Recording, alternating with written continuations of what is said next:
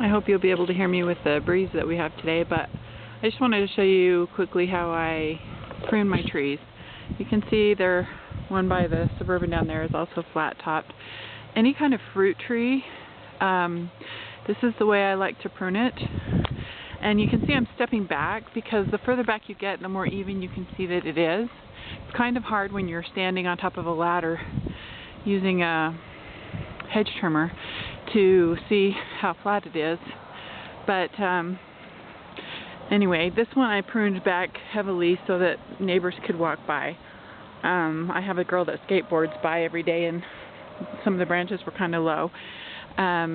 So it's a little off, but I've done this several times. I did this to the one down there so that the mailman could come underneath it. So this year it's going to be kind of stark on this side, but it will fill in higher. And I was going to show you how to train the tree, which direction you want it to go. So this plum tree is probably about 17 years old, and you can see it had branches growing right in the center. Anything that bears any kind of fruit, you want to make a bowl out of the center. You want to take all of the branches, hopefully you can see that are aimed towards the center of the tree and prune them. You don't want any of the branches going towards the center of the tree because it opens up the tree and allows for bees to come in and pollinate the fruit. So when you step back, and you can see when I first got it, there were some branches really low. But the tools you'll need to do all this, these are the three main tools. Obviously a ladder and a rake help, but a jigsaw, reciprocating saw, a hedge trimmer, and just some tree pruning shears. I've used, this is my second or third one of these, and I actually write the warranty on the side because I use them so often. And these are, gosh, 20 years old at least. But and this poor tree got boar, so we had to make it look like a Horton tree to see if we can get any more fruit one more year. But so basically, you take the reciprocating saw and cut anything that's going towards the center of the tree, or that's too low that you don't want to be able to, like ours is on grass, we want to be able to mow. But if it was in a field, you wouldn't have to do the lower branches, but I like them to go up and then out, so when I pick the fruit, I don't have to stand on a ladder. You can see anything I'm picking I can reach with my hand, and on my tippy toes I don't have to stand on a ladder to get fruit. A lot of my neighbors cut their fruit trees up so high that you can't get the fruit. So there's an apple tree in my neighbor's backyard, and you can see it's clearly taller than any person could easily grab any of the fruit. So a child or whatever, they'd all have to climb on a ladder. Several of my neighbors to the back have the same problem. So I trim in the fall, right before the leaves fall, so that I don't have to rake leaves. So I used to do it in the spring, but I had to fight bees and I would knock off blossoms. So now I don't do that. For years now, I've just pruned in the fall, and to train the tree in the direction that you want it to go, you want to prune it just above the direction of the leaf that you want it to go. So I want this to go out, so I prune everything going up and back and prune it right above the leaf that's going out, so that the tree will angle out and become more of a shade fruit tree that comes out. So let's just pretend that I want this one cropped more at the top and to go out. You can see how I've done that here. See this leaf? Crop anything above it. This one's cut off. It's just bent. But anything above that you cut off, and then that leaf will become a branch and will start to go out. So anything that's angled in the direction you don't want it to go, say this, I didn't want it to go out here or down from the bottom.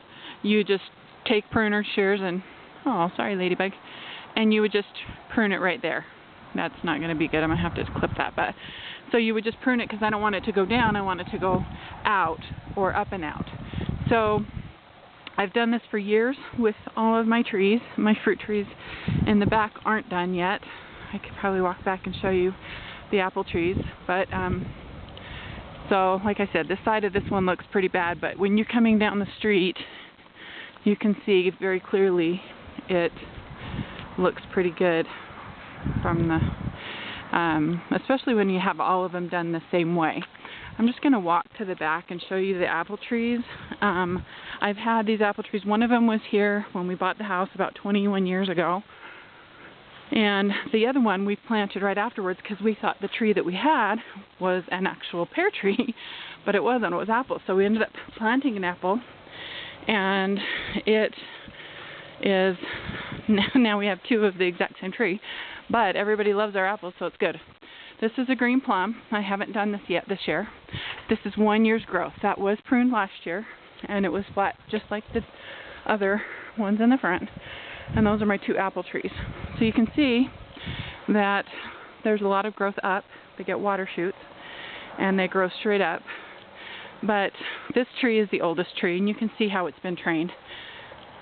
The center of the tree is open like a bowl, and then the branches go up and out. Now, because I have a trampoline and a mulch and a fence, I've had to keep it from going up and out on that side.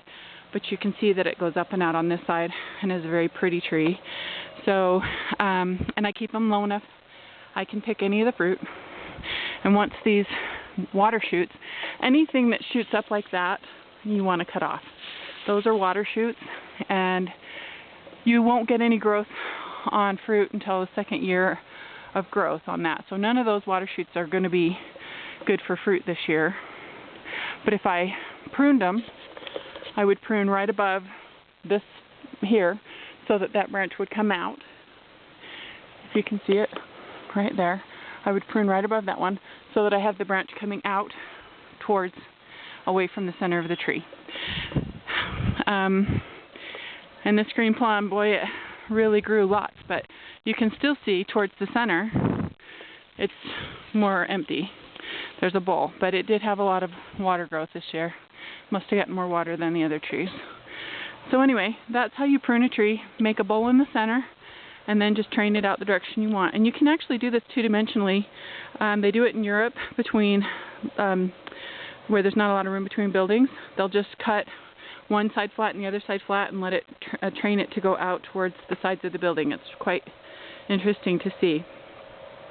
But anyway, I've got some other small fruit trees that I haven't done much with yet, but hopefully that was informative.